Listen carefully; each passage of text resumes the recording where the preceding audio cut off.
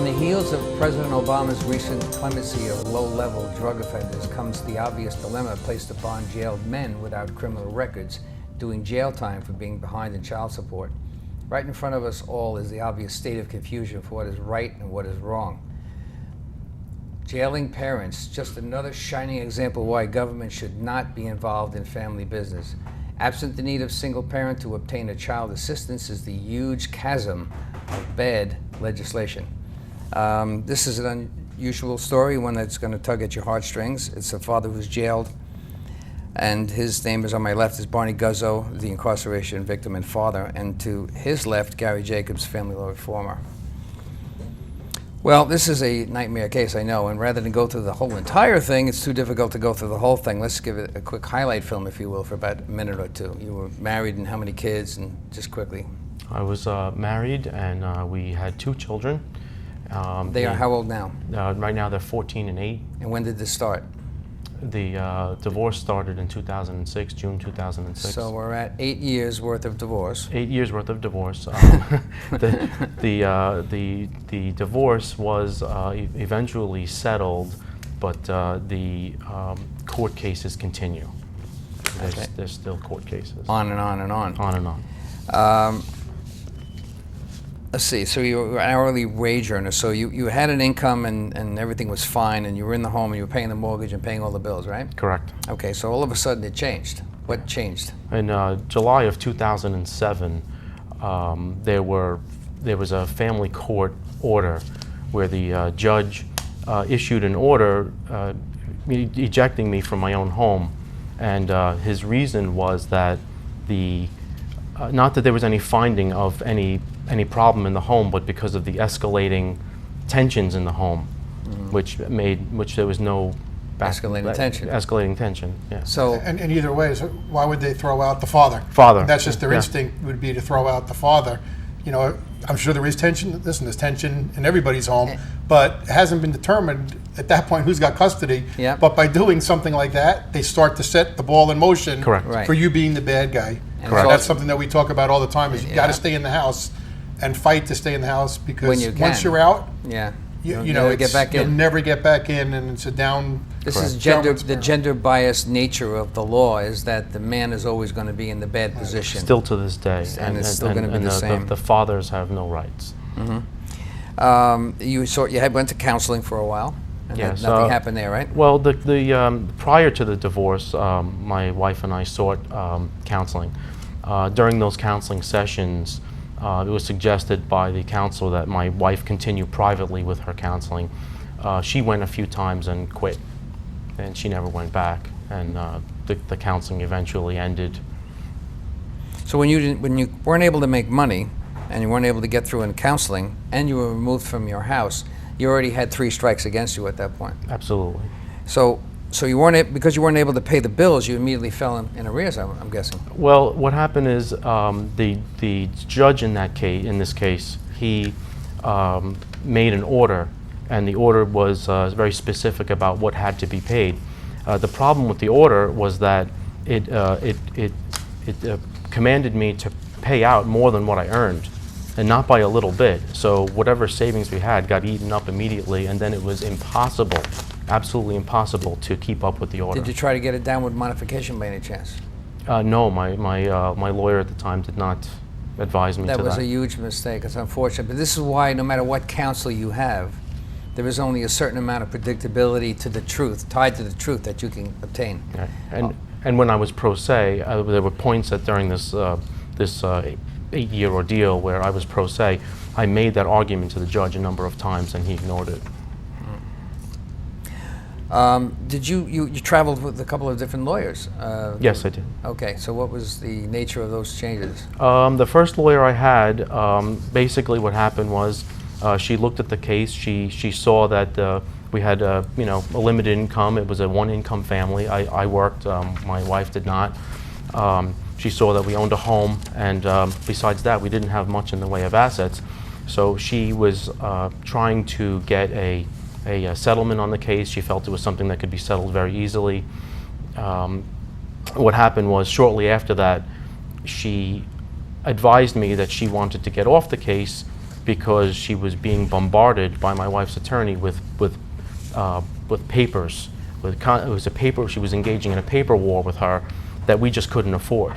Right. And she could see that this was going to be a long, drawn-out trial that there was no way we were going to be able to pay for, and she requested to get off the case. Yeah, Gary, doesn't this smell of the consistent way of being dragged through the court that just to obtain money? That it doesn't make any difference what your life is like, or the health and safety of the kids have no bearing on this. And it seems to me like going into it, and I don't know if you felt going into it, but it seems to me like you would go into this case and say, you know what, we really don't have any assets. Like many people, especially on Long Island, we live paycheck to paycheck. Correct. Let's share the kids. Obviously, you have to give her a little bit of money because she wasn't working. Let her get a job, get back on her feet, and everybody moves on. I mean, is that when you were filing for divorce? From what I read in the papers, you were the primary caregiver of the children.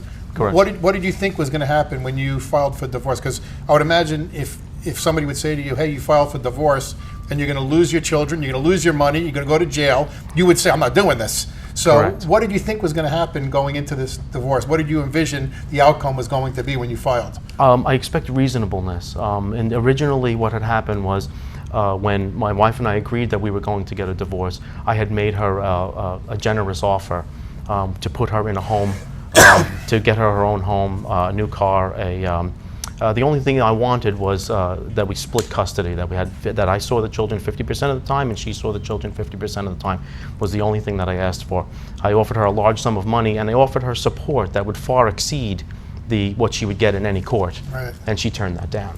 Do you think that was her, or do you think that was lawyers egging her on and to keep going, and that turned her into an unreasonable person? It is my belief that her attorney completely turned her.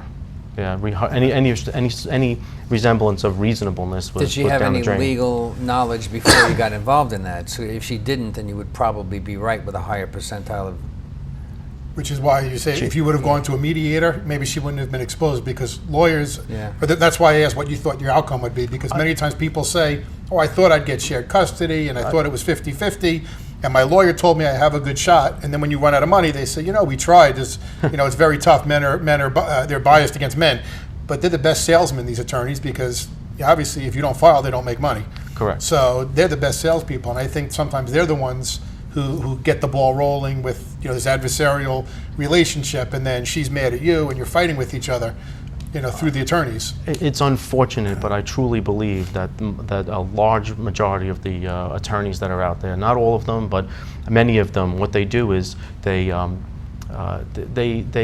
gain on this hatred, and they gain on this anger, and Sure. that's how they It accelerates. That's how they make money. I'm going to read a quote from one of the things you wrote me. It's my lawyer also said I had a stroke of bad luck. Should I mention the judge's name? Yeah, Yeah. he's gone now anyway because of that. Oh, that's right. Okay, well, there you go. My lawyer also said I had a stroke of bad luck getting Blydenberg as a judge and Corton as opposing attorney, as the case would be impossible to settle. That's a heck of a statement. I mean, think about it. My first attorney, that was my first attorney who said that at the very end. She said that it was just a stroke of bad luck to get both of those. She said it was bad enough to have one, you have both. So then, what is anyone watching this show is going to look at you now and they're going to say, well, there's that one judge, and I got to make sure I avoid that judge. Well, of course, he's passed now, right? Well, actually, it's Judge Blydenberg, and it was well known in the court system in Suffolk County that, first of all, Judge Blydenberg was anti-father, would do anything to break up the family. We don't know what Correct. reason, what led him to get to this stage, but more importantly, and the reason that we believe that he ended up being removed, was that when he had a relationship with the attorney, that it didn't matter what you did. If he had the relationship with that attorney, you were just going to be screwed. just like- And it was common knowledge, like your attorney told you, and she was right. If Like the other playing attorney golf. was a friend with Judge Blydenberg, you were just dead in the water no matter what you did. Go back to the there was some false complaints that got you thrown out of the house, am I correct? It was what started the process to get me out. My wife had, I believe under the advice of her attorney, had called the police on a number of occasions claiming that there was things happening at the house. And every time the police came, nothing was ever done. There was never any findings. And to the point where, now understand that the children were witnessing all this too, which is what really bothered me. Right. All right. And course. at one point, the Suffolk County Police Sergeant had advised my wife that if she would continue to call and file false complaints with the police department, she may be subject to arrest. Was it your daughter's quote that said, "I don't know why you are here"? When the police had come, my mom and dad were not even fighting. Can I discuss that specific incident? Yeah. Okay. There was my wife and I at that time were living in the home together in separate bedrooms, and we had kind of a shared. I want to say we were being amicable to when we were coexisting and amicable about when we were with the children. Right. So what happened was we one particular day we had an argument. I was supposed to take my son out. She ended up taking him out. I was at my parents' house. I was waiting for the children to return home, and when they got home, they called me. They said, "Dad, we're home." So I returned home. So just to spend time with my children, I was in my bedroom with my children. Okay, I was sitting on the floor, facing my children, playing with them, and my wife came up behind me, and she picked up the phone and she called the police, and with me sitting on the floor said, "My husband is slamming my head in the door," with my daughter sitting there and my son sitting there. And I said, and I yelled, I said, "What are you talking about? I'm sitting down." You know, what are you talking about? And I was trying to get some voice on the phone, and to which the police arrived. They came, and then that's when my daughter said to the police officer, she said, "I don't even know why you are here. My mommy and daddy weren't even fighting." So do you think that there's any possibility that the daughter it was your daughter primarily, she's older? Yes. Would not have been affected by seeing her mother lie in front of her, and then have you lose custody based on what your... I mean, it just doesn't make any sense. Of course, I know. I'm looking for some glimmer of hope here. You know? I mean, what message? It's not going to have... The message is horrible. I mean, about lying, and it's okay to lie, it's okay to file a report, it's okay to remove the father out of the house. I mean, it just sends so many horrible so many bad messages to the child. And I'm such a terrible father that when my daughter said, "Mommy, I want to go with Daddy," at that point the police had said, "If you want to leave the house for the night just to cool down, you can do that." And I said, "All right, I'll go stay with my father, you know, for the night." To which my daughter said, "Daddy, can I come with you?" And she said, "Yeah," you know. She was like, "Go ahead." And my daughter came with me and stayed with me. Oh, that means a lot in the long run. It does. It certainly does. I mean, the fact that you have to go through this and lose your resources, this is the system set up to do that, and it bothers me that they don't really care about kids at all. If they had any kind of idea of what they did, they would never incarcerate a man who's just behind in child support, and that's correct. What had happened to get you to that point, by the way? Okay, my incarceration was a result of a contempt hearing. Right. Okay, a contempt hearing that was a criminal hearing, which they're not supposed to be able to use the criminal system in a civil case. They're not supposed to be allowed to do that. It was a criminal hearing in which I was denied counsel. Okay, my counsel had left and applied to leave, and even though I opposed it, they were granted by Judge Blydenberg to leave, and that was right before my contempt trial. I'm not versed in law. I have no legal experience, and I went into a criminal trial on my own, and obviously lost. The contempt hearing was not based on child support per se. Okay, it was this order that I had told you about earlier that the judge had written, where he ordered me to pay far in excess than what I earned. Far in excess. It was something to the tune of $40,000 a year more than what I earned. He expected me to pay out. Right. Now, that's when I would have asked for it. I wouldn't have. Well, you can sustain that for a few weeks or for a few months. It'll eat up your savings or whatever you have. But after a certain point, you just can't do it anymore. Yeah, well, completely. So every time I was late on a bill, they would file a contempt motion, to tens of thousands of dollars in contempt motions. So these all culminated to where I believe there were 7 or 8 contempt motions, and they were impossible for me to fight. Instead of billable I didn't stand a chance in the court. Motion practice instead of billable hours is a way to add up the dollars too. Yeah, I think it's something that they say. You know, to me, you were set up from the beginning with Blydenberg. Yeah. That he gives you he gives you the order that you can't afford Right. to say stay. And he knows you're going to show up in court when you can't pay it. And then on top of that, you don't have the money to pay it. And then they hit you with these motions, which if you don't come up with money, you're afraid. So then you borrow more money to pay the motions. And next thing you know, you're deeper in debt. You can't afford an attorney, and you're going to jail. And in your case, 6 months in jail. And that's not good time either, because the bill still tallies up. You don't. Yeah, the bill still tallies up. But while I was in Which jail, makes no sense I whatsoever. received a letter from my employer that I was fired from my job for not coming in, Yeah. and so I have You lost the house I and your job. lost my house, lost my job, And top custody. benefits. My children were the put kids on. suffered. My children were put on the welfare system instead of Yeah. having It's top benefits unbelievable. through my It's insurance. I unbelievable. mean, it's just especially they talk about the best interest of the child. Forget about certainly wasn't Yeah. the best interest of the government Right. that now all the taxpayers paid to incarcerate you instead of having you. What does that do to the children? The public should know there wasn't anything good that happened during this case. Nothing good for anyone Correct. except the system. Except for the attorneys who cashed in. I mean, It acquired Law money guardians made for money. those people within the system. It did not in any way go to the aid of the family that could have used some guidance and help. And what's something that Gary brought up was in the best interest of the children. I'd like to point out that on the record that the judge had said that at the end of my trial, he said, and this is a quote, that he knew that this was not in the best interest of my children, but he was doing it anyway.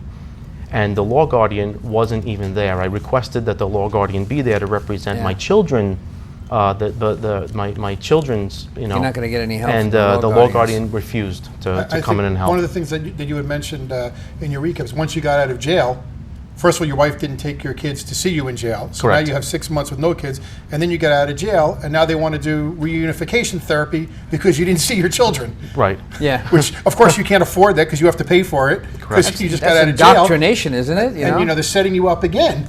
Correct. Ay, ay, ay. Well, let's go to the law guardian a little bit. And one part of what the law guardian had done, it created a place for this to happen. There's a quote: "As soon as I walked in, I was attacked by my children. My daughter screaming, 'Daddy, Daddy, Daddy,' and jumped into my arms. My son fought his way out of the stroller and followed." This was when This and was, how did this happen? This is unbelievable. This was one of the most heartbreaking times that I ever had with my children, and this whole scenario.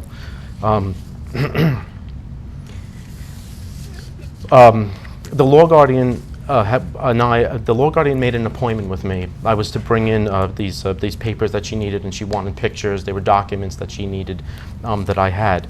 So I called her up and I made an appointment with her. Her sister, who was her secretary, made an appointment for, I believe it was the following day. I think it was a Wednesday. She said come in at 3 o'clock. At this time, my wife still had an open order of protection against me. Which meant you couldn't go near her. I couldn't go near her, but it wasn't against the children. But because she held the children, I couldn't see the kids. Right. Okay. So what happened is, on a scheduled appointment, I went to the law guardian's office, and I walked in the door, and the door closed behind me, and all I heard was "Daddy, Daddy, Daddy," and my daughter jumped and screamed and ran to me and jumped into my arms, and she was clinging to me on the side. With that, my son started kicking his way out of his stroller, ripped himself out of his stroller, came running to me, climbed on me. It's a good thing I didn't see that. I wouldn't have been able to stand it. I didn't know what to do, so I went to the first person that I saw, and I said, "Excuse me," it was another attorney that was in the office, and I said, "I don't know what to do. My children are attached to me, literally, and my wife at the end of the hall has an order of protection against me." With that, she said, "Don't worry, it's okay." She put me in another room. She closed the door, and she let me stay with my children, and she said, "Just wait here until the law guardian arrives." When the law guardian arrived, she came in, she spoke with me, she was very happy, she spoke to the children, and I said that I had to leave, but I couldn't stay there. It was just an appointment to drop off papers, and she thanked me, and as I'm walking out the door, there's her office is surrounded by a glass partition, and the children are at the windows, banging on the windows, screaming, "Daddy, don't go." My daughter was crying, my son was crying, please stay, come back, come back, come back." So I left, and I went to work that night. You And left under that. That must have been a hard leave. I can't even tell you what it felt like to me at that point. That night, my father called me at my job and said to me that the police were looking for me, and they had a warrant for my arrest. And I said, for what? And they said, violating order of protection. So the next day, I turned myself in and spent the night in jail. For a violation. And in the law guardian's office. Did you call the law guardian and say, hey, you messed up, you need to go to court and explain that I didn't violate any order of protection? Even common sense would say, well, you didn't do anything to your wife, you were in a public place, Yes. and she wasn't, even if it was a mistake, nobody was put in any harm's way. But did you ask the law guardian to call the police and say, hey, you guys made a mistake here? We could straighten it right out. We made an honest mistake. Absolutely. I spoke to the law guardian, and the law guardian's response to me in the hallway of the Supreme Court was that she would have her sister lie to the court and say that there was never any appointment for me, that I did not have an appointment that day. Why would I be there if I didn't have an appointment? I had a scheduled appointment at 3 p.m. You know, the length and breadth of the amount of deceit that goes on in the system constantly amazes me. Every time I hear another story, that is a tremendous amount of deceit all in one governmental package. And as Chris and I know, people looking at the show may say, that doesn't happen. Yeah, Let me it tell doesn't you, happen. it happens does. all the time. All the time. Attorneys, they lie. That shouldn't come as a shock to anybody. Law guardians or attorneys, they lie, and they're going to protect themselves. You're just a victim. To them, you're just grist for the mill. Your fodder. Your fodder, right? Exactly. They don't care about you, your kids. They want to get appointed more cases. And I'd like to point out that at that time, or when you're going through this, especially all of the good, decent fathers that are out there that are doing their best and working as hard as they can, that when they go through this, a lot of times you think you're alone. And the bottom line is that there's hundreds and hundreds, if not thousands, of men going through the same thing. It's good fathers going through the same thing that we're going through. Somebody told me once that the jails are there to be filled, and yet we're the most. We incarcerate more people An industrialized nation, I believe. An industrialized nation. And of course, what possibly. I mean, if it's to punish you, they could say, "Hey, we're putting a GPS tracking, and you can only go to work, and you can only see your kids." You would have kept your job. Everybody would have had more money. Yeah, we were recommended that. Instead, they put you in jail, and now you're. I mean, I don't know what it was like, but I'm assuming, and you could tell us what it was like, because luckily I haven't been there except for one night. What was it like to be in jail? I mean, have you ever been in jail before? I mean, I can honestly tell you that I've never been in jail my entire life. I've never been in any kind of trouble my entire life. I'm just I go to work every day and take care of my children, and the children mean everything to me. Nothing means more to me than my children. But what was it like in jail? Jail was a horrible experience. Was it a country club? You hear all the time, it's child support. I don't it's think a country so. club. What's it like out there? It's not at all. Jail is an absolute horrible experience. I don't wish that upon anybody that's in my situation. Nobody should be there for basically what amounts to a backdoor to a debtor's prison. That's what it is, and I thought that was done with. I thought we were done with all that. We were supposed to have been done with all that. Yeah. I always say, sure. I didn't belong there. I mean, Yeah, I was about amongst it. people that were absolutely I wanted nothing to do with. In the midst of competition, potential loss of your children is not a time to look at this. This is what I always felt. I wrote this down just as a reminder. You're under such tremendous pressure to begin with. People go to court thinking that they did something wrong because that's what the perception is. The perception Correct. is if you go to court, what? What do you go to court for except if you did something wrong? So if you're innocent, why would you have any reason to be upset about it? So when you're surprise attacked like this, and every man is surprise attacked like this to thousands of degrees, so many men are incarcerated needlessly, like yourself. Absolutely. There's no question about it. It's taxpayer dollars putting a guy like this as a good father in jail, and yet the prisons need to be filled. And then we jail more people than we need to. And then the president goes ahead and pardons low criminally affected drug dealers. There's an awful lot of misinformation going on here that stops us from thinking clearly. I'd like to point out one more thing. When I was first incarcerated, my parents had hired an attorney to try to get me out of jail. They wanted to file an appeal on that order. that attorney went to the court, and in order to file the appeal, he was required to have certain paperwork. And so he went to the court and requested the commitment order, which was a critical piece of information he had to have in order to file the appeal. When he went to the court denied him that paperwork. They told him, no, we don't have it. We can't help you. Too bad. So he was unable to file an appeal. When I was released, I went to the court myself and I asked them for that commitment order, and they said, well, what do you need it for? You've already done your time.